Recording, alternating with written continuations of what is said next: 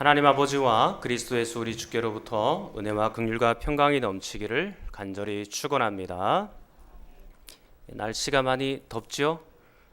더워서 오늘 또 예배 시간에 이렇게 조시는 분은 없으리라 그렇게 믿겠습니다. 말씀에 집중하면서 따라오시면 되겠습니다. 우리는 계속해서 이단의 특징 찾아보고 있는데 지난 주일엔 7번째 특징을 살폈습니다. 5절 말씀을 한번 여러분이 읽도록 하겠습니다. 5절입니다. 시작.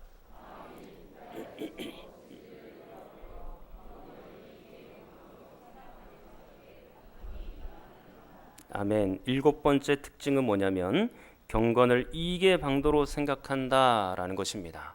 한마디로 표현하면 돈을 추구한다 또는 돈을 탐욕스럽게 바라본다, 그런 의미가 될 수 있겠죠.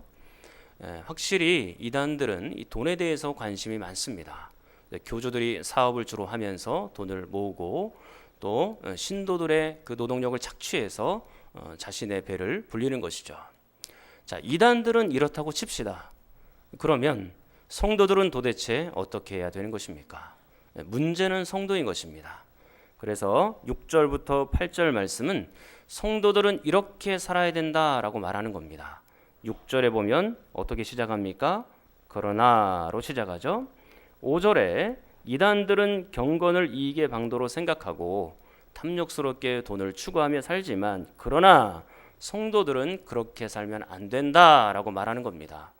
자, 6절에서 8절 사이에서 가장 중심되는 단어는 자족이라는 단어입니다. 스스로 만족하고 감사한다, 그런 것이죠. 성도들은 아무것도 없어도 하나님 앞에 감사할 수 있습니다. 부족해도 하나님 앞에 감사할 수 있어요. 물론 먹을 것이 있고 입을 것이 있고 그러면 더 감사하겠지만 그런 것들이 없어도 우리는 감사할 수 있습니다. 왜냐하면 성도들은 오직 하나님 한 분만으로 만족하며 사는 사람들이기 때문에 그런 것입니다. 하나님께서 여러분들 가운데 오시면 여러분의 인생을 지켜가시고 여러분들에게 먹을 것, 입을 것 다 제공해 주신다는 사실을 확고하게 믿으십니까? 그 말씀과 그 모든 하나님에 대한 것들을 믿는다면 우리는 더 이상 탐욕을 부릴 이유가 없습니다. 그 하나님 때문이면 만족하는 것이죠. 걱정하지 마십시오.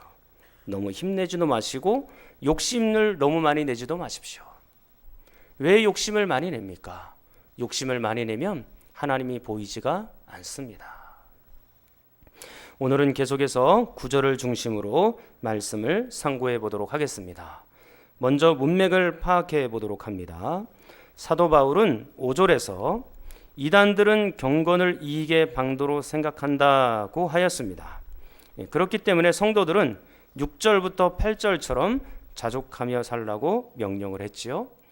그리고 9절과 10절에서는 경건을 이익의 방도로 생각하는 사람들이 결국에는 어떻게 되는지를 우리에게 보여주고 있는 것입니다.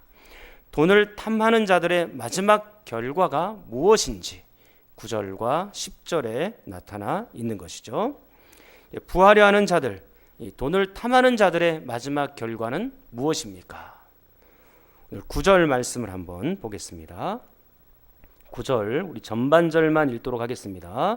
시작.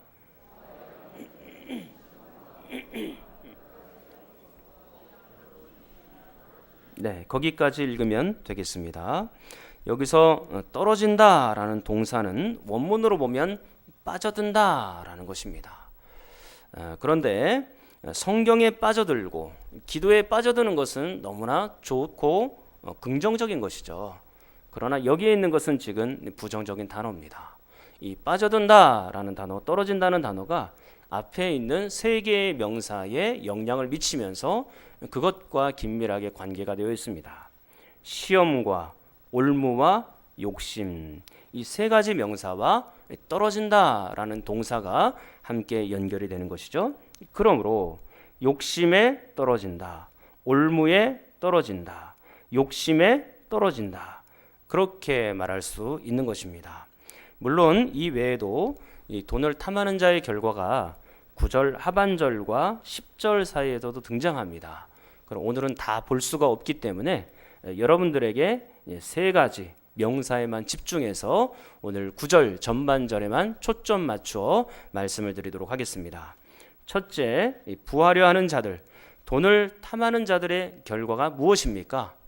시험에 떨어지게 된다라는 것입니다. 시험에 빠져들어가는 것이죠. 이 시험이라는 단어를 좀 더 정확하게 알기 위해서 국어사전을 살펴보니까 이렇게 되어 있습니다. 사람의 됨됨이를 알기 위하여 떠본다. 다시 한번요. 사람의 됨됨이를 알기 위하여 떠본다. 그렇습니다. 시험을 통하여 사람의 됨됨이가 평가되는 겁니다. 신앙적으로 말하면 시험을 통하여 그 사람의 믿음이 평가가 되는 겁니다. 어떤 사람은 시험에 자주 빠져드는 사람이 있습니다. 잘 삐지고 잘 서운해하고 뭔가 다른 사람들에게 원망을 품는 사람들이 있습니다. 그런 사람들은 곧 어떤 사람입니까? 믿음이 약하다라고 말할 수 있는 것이죠. 믿음이 약하니까 날마다 흔들리는 거예요. 그리고 돈의 유혹이 와도 참지 못하고 그쪽으로 시험으로 빠져들어가는 것입니다. 목사님, 제가 돈이 많았으면 시험에 들지 않았죠. 목사님, 제가 돈이 많았으면 흔들리지 않았을 겁니다. 그렇게 말하는 분들이 간혹 있을 수 있습니다. 공감은 돼요. 그러나 돈이 많다고 해서 시험에 안 드는 것은 아닙니다. 돈이 많아도 시험에 드는 사람이 많습니다. 인간에게는 욕심이 끝이 없기 때문에 1,000만 원을 모으면 만족할 수 있을 것 같죠?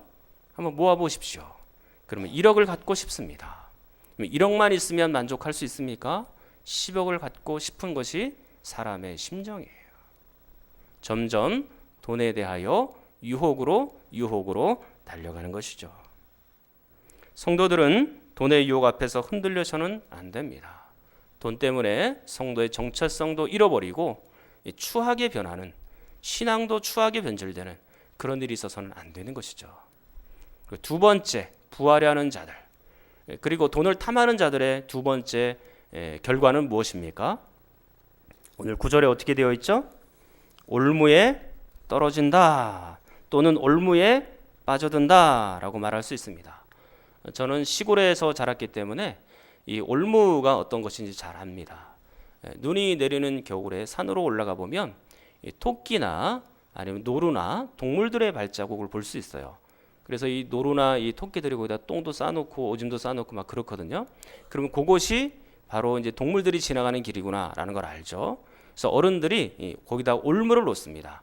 철사로 잘 만들어서 이 올무를 놓고 그 다음에 내려오죠.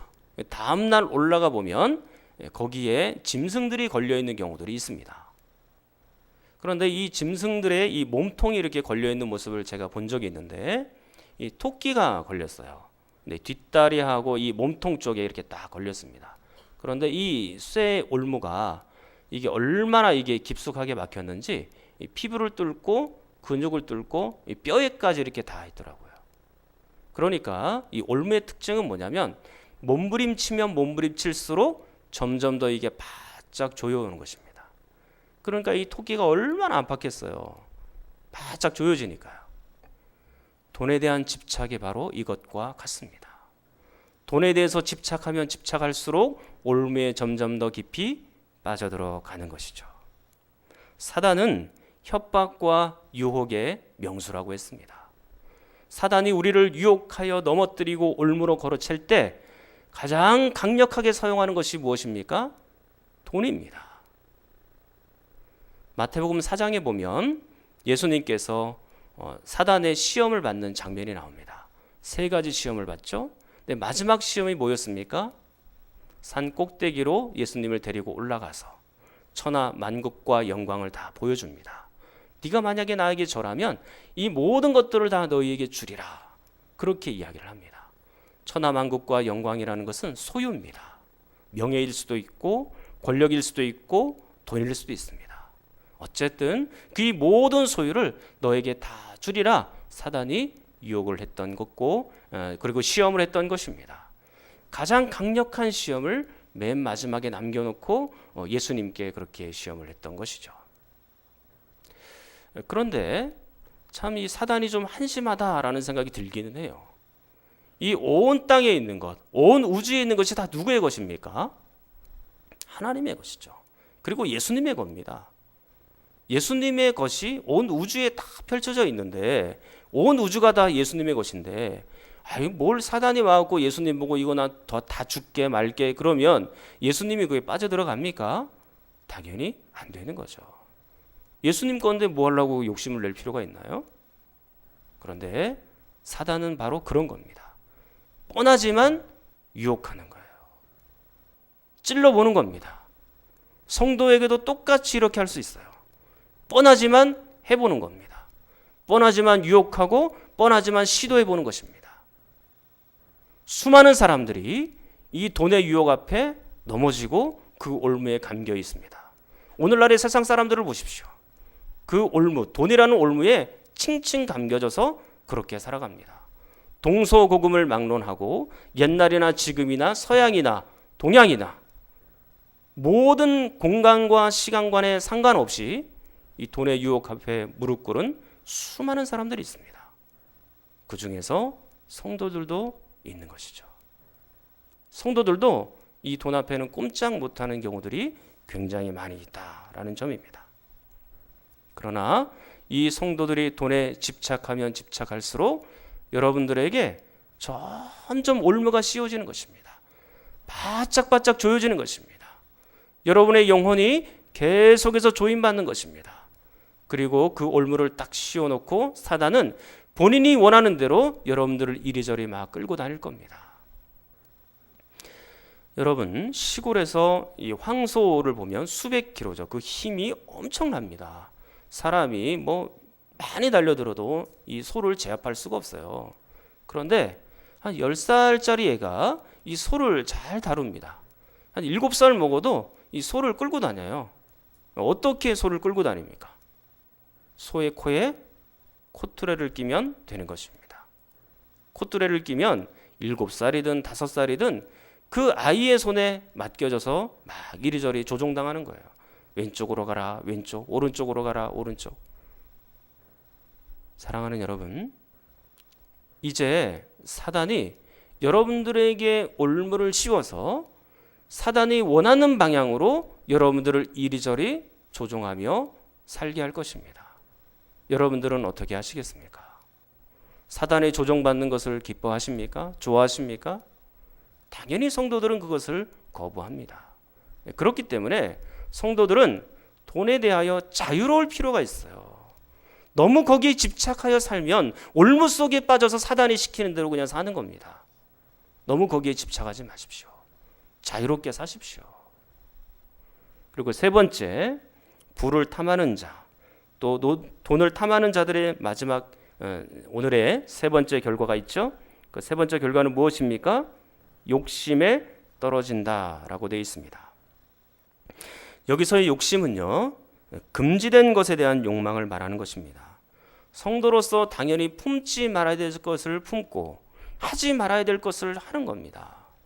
예를 들면 선과 악을 알게 하는 나무 열매는 금지된 것이죠. 하면 안 되는 것입니다. 먹으면 안 되는 것이고 마음으로 품어도 안 되는 것이고 행동으로 나타내 보여줘서도 안 되는 겁니다. 그런데 바로 이렇게 금지된 열매처럼 그것을 잡고 탐하는 것이 바로 욕망, 욕심이다라고 말할 수 있는 것이죠.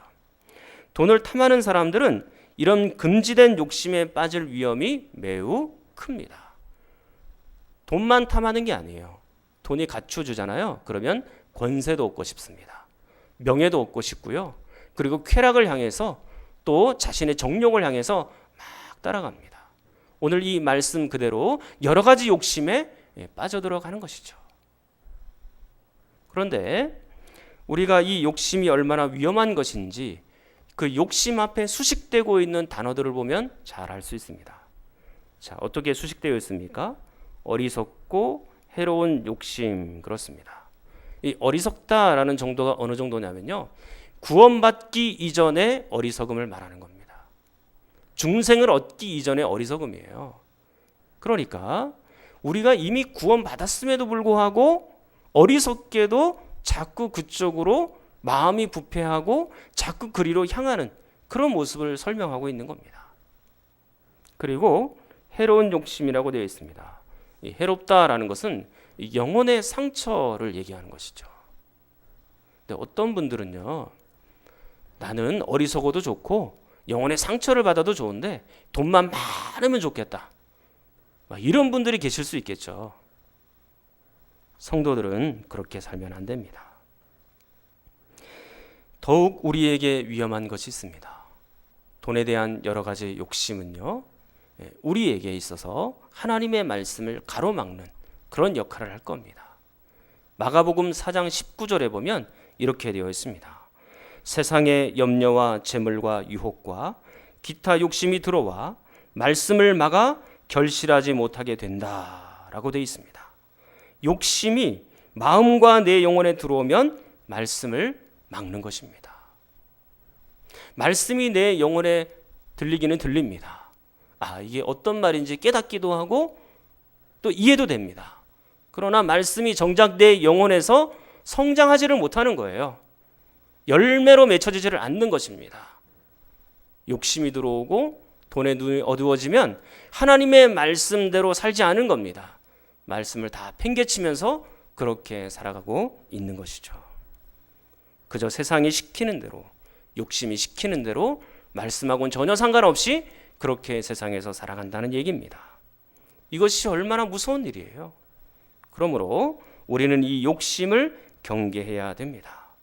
과도한 탐욕과 과도한 돈에 대한 집착은 우리의 영혼을 매우 어리석고 또 그리고 해로운 욕심으로 빠지게 하기 때문에 그런 것입니다. 오늘은 성찬식이 있습니다. 예수 그리스도께서 왜 십자가에서 못 박혀 돌아가셨나요?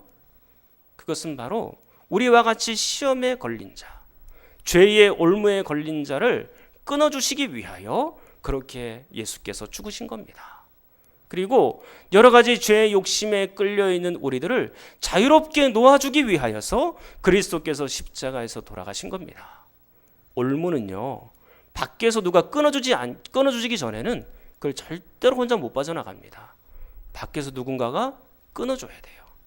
예수 그리스도께서 그 시험과 올무와 여러 가지 욕심, 그 죄의 모든 정욕에서 우리를 다 살려내셨고 자유롭게 하셨는데 우리가 다시 시험과 올무와 욕심으로 들어간다는 사실은 있을 수도 없는 내용입니다. 사랑하는 성도 여러분, 여러분들은 오늘 이 성찬식을 대하면서 여러분들 가운데 욕심을 걷어내시고 오직 예수 그리스도의 십자가의 죽음만 기억하는, 그리고 그 십자가만 붙들고 생활하는 놀라운 성도들이 되기를 간절히 축원합니다. 동성으로 기도하겠습니다. 하나님 아버지, 시험과 올무와 여러 가지 어리석고 해로운 욕심에서 우리를 건져주셔서 감사합니다. 예수님의 죽으심으로 이런 욕심과 상관없이 살아갈 자유를 주셔서 감사합니다. 그럼에도 불구하고 시간이 지날수록 우리의 마음이 하나님 대신 다른 욕심으로 채워져 가고 있지 않습니까? 과연 욕심을 우리 성도들의 마음에서 제하여 주시고 예수님의 십자가와 부활만 가득 찬 인생이 되게 하여 주시고 이 성찬식 되게 하여 주시옵소서.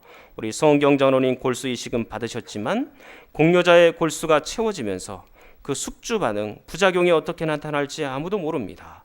너무 위험하지 않도록 또 생명에 전혀 지장이 없도록 우리 장로님을 붙잡아 주시옵소서. 우리 고 이면순 장로님 장례 절차를 위하여 또 모든 장례를 통하여 많은 성도들이 은혜를 받고 또 마침내 하나님의 나라에 이르러 함께 신앙생활하는 그런 날들을 꿈꾸게 하여 주옵소서. 함께 기도하겠습니다.